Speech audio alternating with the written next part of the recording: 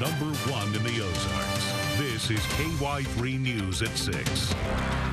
Good evening. We begin with new developments in 3 double murder cases. They stretch from Table Rock to Lake of the Ozarks. First tonight, charges in the brutal killings of a retired Springfield couple. A probation violator now in state prison is accused of stabbing Don and Helen Willingham to death 2 years ago. KY3's Mike Landis is at the Greene County Judicial Center with more. Mike?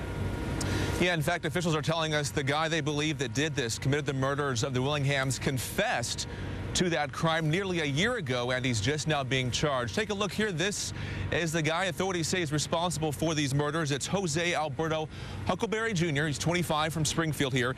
He's now been charged with 2 counts of first-degree murder and 2 counts of armed criminal action in the murders 2 years ago of Don and Helen Willingham. Now, he was brought in for questioning, we're told, last April, and that's when he made the confession that he participated in those murders. We asked the Sheriff Arnada why it's now been so long since these charges have come down, and he's, quote, there have been a lot of things that the investigators, have had to put together between that time and now, and he left it at that pretty much. Huckleberry has not been on the run, though, since that point. He's actually been in the Department of Corrections for that probation violation of a previous second-degree burglary confession there. Now, news of these charges, of course, have come as a big surprise for the family members of the Willinghams. They say they've been praying and preparing for this day for quite a while now. Yeah, it's been a long time, but we knew this process had to develop the way it developed, and it had to take time. We trusted them. We know they were working. We just want the truth. We just want the truth to come out. Yeah, justice. And court documents are pointing out that Huckleberry simply admitted to participating in the murder. We asked the sheriff, what does that mean, participating? And it's not saying he himself committed the murders, but he was a part of it. He said he would not really be able to say if other individuals were involved in the murders and if more charges could be coming down, but he did very carefully say this investigation is still ongoing despite this arrest, so we'll have to wait and see if any more charges do come down anytime soon. Mike, is this going to be a death penalty case so far for this individual? That's a possibility. Today, the prosecutor would not really go into details about that, but we'll have to be waiting to see what comes about during the trial and sentencing phase with that. All right, Mike Landis live downtown for us tonight. Thanks, Mike. Jose Huckleberry was already in trouble, as we mentioned, with the law when police say that he killed the Willinghams on April 25th, 2010. According to court documents, he was arrested 2 months earlier on February 28th for burglary. Bond was set at $5,000, but he was in jail until March 31st. At a hearing that day, he was set to be arraigned and told of the legal consequences for not showing up on the court date on April the 8th. Huckleberry skipped the hearing and was rearrested May 18th, 23 days after the Willinghams were killed, and I should say in 2011. Murders of a neighboring couple will not close the Lives Under Construction Boys Ranch near Lampe. But Executive Director Ken Ortman said the ranch's immediate concern is for the family of Susan and Brian Brooks. The Brooks were shot and beaten to death last Thursday. 2 teenage runaways from the LUC ranch hiding out next door are now behind bars in connection with that double homicide. I wish that it was a bad dream and it would go away, but it's not. We pray that God would give them extra peace and comfort and strength. Ortman says their facility teaches trade and life skills to boys who have exhibited nonviolent behavior problems such as lying and disrespect. Authorities say the Brooks were beaten and stabbed to death at their son's vacation home along Table Rock Lake. A murder confession today in the shooting deaths of a mid-Missouri couple. Prosecutors charged Garland and Mandy Mitchell plus Daryl Spellmeyer with 2 counts of second-degree murder. The 3 are accused of killing Freddie and Carol Wilson at their home near Versailles yesterday morning. The sheriff says Mrs. Wilson called 911 saying someone had shot them. Investigators say Spellmeyer admitted he pulled the trigger but said the Mitchells made him do it to get drugs. They also say a relative of Spellmeyer's is Freddie Wilson's, one of the victims, ex-wife. Inside Mitchell's van, deputies found prescriptions belonging to Mrs. Wilson. Well, it sounds like a sonic boom, a heart-stopping blast that generates phone calls to police and TV newsrooms. Taking aim at tannerite is a new favorite pastime with outdoorsmen and target shooters. KY3's Sarah Forhetz joins us with details on an explosive trend, you might say, Sarah. Yeah, that's right, Lisa. It is easy to get and easy to mix. Basically, it comes in two different things. This looks like laundry detergent whenever it's full. This looks like black gunpowder. Mix them, shake them, you shoot it, and then emergency responders are left wondering which way to run. Tannerite's not going away. Fire Chief David Geiger is now used to it. We've had numerous calls on it. It is tannerite, and the boom makes you wonder what just went off. The first time you do this freaks you out. Brent Ball owns 417 Guns in Springfield and sells the 2-chemical compound in his store. It's an immediate response. You shoot, boom, you get to see what you hit. You just mix the ammonium nitrate, aluminum powder combo, shake it, and run it downrange to set it up. You want to shoot it at about 100 yards. Then comes the part many people love. A big boom with only a cloud of smoke left behind. This explosion was just a small little container, but since it's perfectly legal and cheap to buy, you can just imagine the damage a big container of it could do. Kind of like setting off fireworks. It's not fun to light a snake and watch it just burn on the ground, but it's great to feel that concussion of those aerial shells. You know, you feel that boom and it gives them a rush. Chief Geiger gets a rush too when his engines are out chasing it. It's becoming very popular. And like he said, it's not going away. So brace yourself. You have to shoot it. You can burn it, you can put a fuse in it, you can put everything, and nothing will make it go off.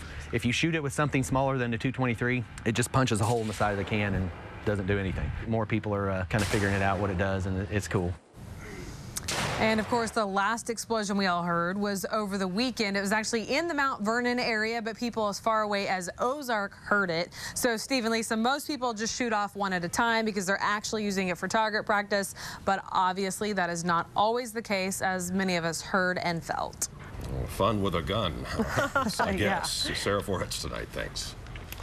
A tax to build and improve Missouri's roads is gaining ground with lawmakers. At least 4 state senators support a 1-cent sales tax.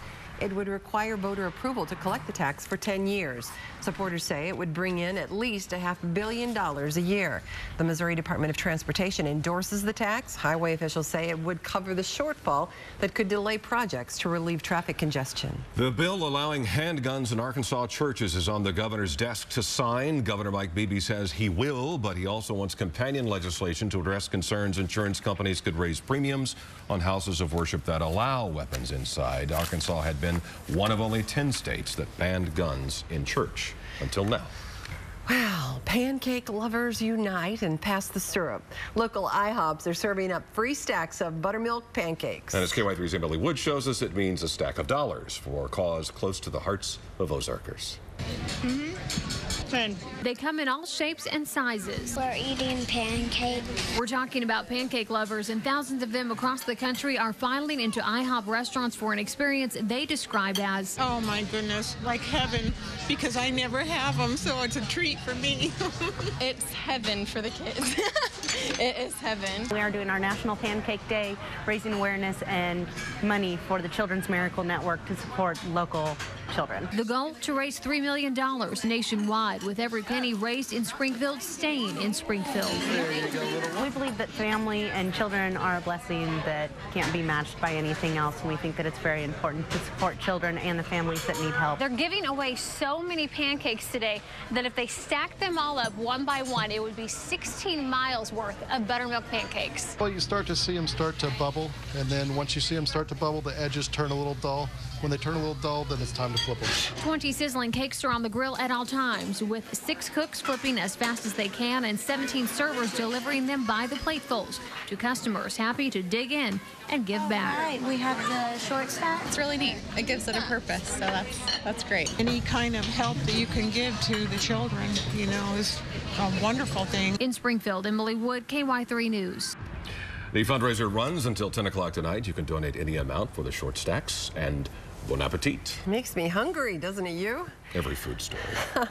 Bad news for Cardinal Nation as a longtime Redbird looks to be out for the season. And the feds calling it an egregious act. Now Missouri and Arkansas are part of a lawsuit for a possible financial fraud. Plus.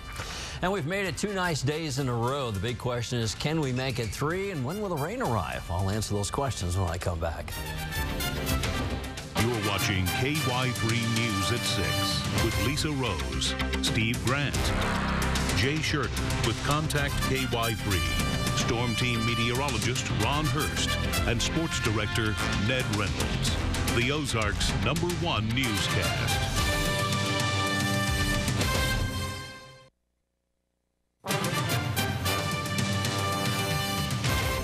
In tonight's Contact KY3, the Fed fights back. For the first time since the 2008 housing crisis, the federal government's suing one of the agencies that rated all of those easy-to-get mortgages. Jay Shirter joins us with a story now. Jay? Well, Lisa, the Department of Justice is going after Standard & Poor's, accusing them of intentionally misleading investors to make a buck, in the process helping bring about the financial crisis. The civil case is seeking more than $5 billion in damages. The 2008 foreclosure crisis affected more than the people kicked out of their homes. Thousands of investors who had purchased the mortgages also lost billions. Now the federal government is suing Standard & Poor's, a company that rated those investments, accusing it of fraud. This is a long overdue accountability moment, and even though it's long overdue, it's very important that it's finally happening. Here's what happened. Home buyers obtained mortgages that were packaged and sold into larger investments called securities. Financial institutions paid Standard & Poor's to rate them, and investors bought those securities based on S&P's stamp of approval. The federal government is accusing the agency of intentionally giving risky securities high ratings to make money. This alleged conduct is egregious, and it goes to the very heart of the recent financial crisis. This Los Angeles Federal District Court lawsuit alleges one S&P employee even joked about the looming crisis in an email, writing, "Subprime is boiling over." S&P's attorney denies the allegations. There's no proof because it isn't so. Floyd Abrams says analysts had no idea the market would collapse as it did. But the ratings that were issued were believed by the people who issued them. And that's what the government has got to disprove. Now it's up to the court to decide a case consumer advocates call one step toward justice. And people in the Ozarks will have a dog in this fight. Both the Missouri and Arkansas attorney generals join the lawsuit today. That's tonight's Contact KY3. Lisa and Steve, back to you. Okay, Jay, thanks. No financial trouble for one Arkansas couple. They are instant millionaires after the unthinkable. It started Saturday when Steve Weaver bought a $1 million scratch-off and won. Do you feel lucky? Yes. So they bought another one the next day, and Steve's wife bought the $250,000 ticket and got 50 grand on that one. Just astounding luck. I thought we'd go into a room and get a lie detector test and have to put our hand on a Bible. I love it's that. Wonderful. We were saying they'll just keep playing and plan to go to work as usual tomorrow. See, that is the best, isn't it? To win the lottery and yet life continues as normal. I wonder what it feels like. I know. I'd love to find out, wouldn't you? Well, it almost feels like we've won the weather lottery anyway. Our winnings, though, will be raining down on us soon. And rain Ron will tell us when our chances are rolling in. And now, your KY3 Storm Team forecast. Well, good afternoon, folks. It's been another beautiful day in the Ozarks. I hope you took time out either at lunch or on break to get outside and enjoy at least a few minutes of the warmth that we had. Looking at the satellite picture, boy, we just have tons of sunshine around the area this evening. I guess the sun's really setting out there, but you know, it's nice and clear. It's been a beautiful sunset, and tonight should be nice and clear as well. Now, I do want to point you to Oklahoma. See this cloud cover down here? That's low-level moisture, and that's going to push up into the area beginning late Wednesday afternoon. It could give us some rain rain by Thursday. Let's check in with the Weather Watcher temperatures this afternoon, shall we? How about middle 60s down here in northern Arkansas? Ralph Hudson at 66, along with Heath Massey and Marshall and Don Gronard here in Mountain Home. Gloria and Theodosia up to 64, 63 today from Roy Brown and Hartville. In the meantime, Morrisville and Bill Otronovic got up to 60. Now, there were a few 50s out there, including 56 degrees in Cross Timbers, 58 degrees over in Rolla, and Mike Shamari in Mountain View topped out at 57. Right now, it's still nice and clear out there, and the water is just like glass out here in the middle part of the lake. This is Table Rock Lake, by the way, from atop of Chateau on the lake. Here in Springfield, it is clear. 48 is our temperature, humidity 49%, winds from the north-northwest at 9 miles per hour. 26 to 61 is our temperature range today. That 61 is still 10 degrees below the record high set back in 1963. Now, a weak system has moved through the area today. High pressure is going to settle into the Ozarks tonight. And again, this is going to be very similar to what we had last night. So the sky will be clear, the winds will lighten up, and temperatures will drop into the low 30s. Now, this system will move quickly off to the east, and we're going to start to watch as this cold front here approaches the Ozarks from the west tomorrow. That'll lift that moisture into western Missouri first, and then as the front crosses the region on Thursday, it will kick off a round of showers and maybe just a little bit of thunder. So tonight, we are looking for nice clear conditions. The morning should be very pretty, so get up early and check out the sunrise. But then here comes this cloud cover in the late afternoon or evening as we take you into the overnight hours Wednesday into Thursday. Here comes shower activity. Nothing severe, nothing too widespread, but it does look like it'll move from west to east across the region, and everybody should at least have a little opportunity for rain. Now, as far as rainfall amounts go, it looks like a quarter to a half inch with slightly higher amounts are possible. Our morning temperatures tomorrow morning will get you down into the upper 20s for our northern counties, low 30s down here in northern Arkansas, and our high temperatures tomorrow still a bit cooler in comparison to everywhere else for our northeastern counties. But once you get from Springfield west or south, those temperatures should approach 60 degrees once again. So here's a look at our forecast then for tonight. Nice and clear. Your overnight temperatures 30 in Springfield, 34 degrees down in Harrison. We'll have light east to northeast winds. And then for Wednesday, we'll see an increase in the cloud cover. High temperatures about 60 degrees, both in southern Missouri and northern Arkansas. But keep in mind, if you're north and northeast towards Rollin Lake of the Ozarks, it will be slightly cooler. Here's our forecast for the next 7 days. Thursday, we'll have a chance for rain, a high temperature of 54. The first half of the weekend looks good. Saturday at 58, but Sunday and Monday look very wet, and we start to cool off. Listen, Steve. Well, springtime for a while anyway. Yeah. Thanks, Ron. Well, it's news the Cardinals fans didn't exactly want to hear. Who's out for the season and possibly for good. Sports with KY3's Ned Reynolds starts now. Evening, everyone. A couple of big stories on the Tuesday Sports Spike. The Missouri State Bears will take the court in just a little under an hour against that ball club right there, the Northern Iowa Panthers, and they're at the McLeod Center on the campus of Northern Iowa in Cedar Falls. The Panthers are the team in the white uniforms, and they are, while they share the same record with the Bears at 5-6, are in fact coming off that big victory at which we're looking over Wichita State that occurred on Saturday. This Northern Iowa team is a very good perimeter shooting team. They're now just coming into their own. They're a 14-point favorite over the Bears tonight. Chad Pline will have the highlights coming up tonight at 10 o'clock. Here in Missouri, a stunning report out of St. Louis, which was filed this afternoon. That's Chris Carpenter, folks, and his career might be over. Cardinals' great clutch pitcher and 2005 Cy Young Award winner intensified his pre-spring training workouts 2 weeks ago and suffered from a recurrence of arm numbness and shoulder discomfort. This was the scene in St. Louis this afternoon. On Friday, he had notified me that after numerous attempts at throwing bullpens that he is still feeling the same discomfort, zingers, numbness that he was experiencing at during last year's season, and just felt like at this point he can no longer continue to try to throw. It's very unlikely that he's going to pitch for us in the 2013 season. He was completely confident, just like he had spoken to all of you during the warm-up, that 2013 was going to be a great season for him as a comeback player, and anticipated being a huge part of what we're going to do.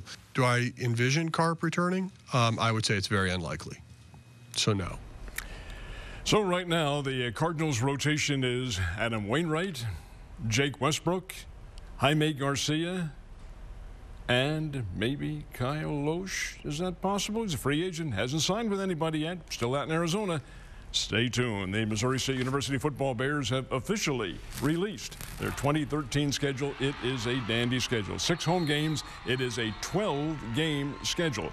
And the Bears are vowing that they are going to come back. Let's take a look at that schedule now. We'll divide it up into 6 games. Bears will open up at home August the 29th. That's a Thursday against Northwestern State out of Natchitoches, Louisiana. The Bears do play the Iowa Hawkeyes of the Big Ten Conference in Iowa City, and that'll be September the 7th. They do go to Murray State down in Murray, Kentucky, and take on the Murray State Racers again. Then a couple of home games, Central Arkansas. Central Arkansas comes up here from Conway, Arkansas to play, and then the Illinois State Redbirds are here to open up conference play. The Bears will go to Vermillion, South Dakota to take on South Dakota, go to the 2-time national champion North Dakota State Ball Club in Fargo, then South Dakota State at Western Illinois. Indiana State is here.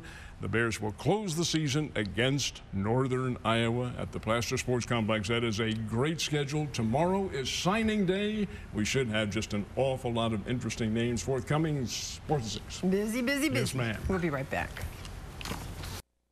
And after 60,000 suggestions, Anheuser-Busch has named the little star of its Budweiser Super Bowl commercial. There are a lot of names from which to choose, but meet Hope. The baby Clydesdale was born just 3 weeks ago at the company's ranch in mid-Missouri. The brewery then decided to name a second foal. So with heavy St. Louis support and the death of a Cardinals baseball legend, the other baby is now Stan. Both will tip the scales at a ton apiece when they're grown. Oh, that's lovely. I was hoping that Stan Musial would be remembered. There you have it. Yes, that's all the time we have for now. We'll see you again on the Ozark CW at 9, back here for KY3 News at 10. Good night.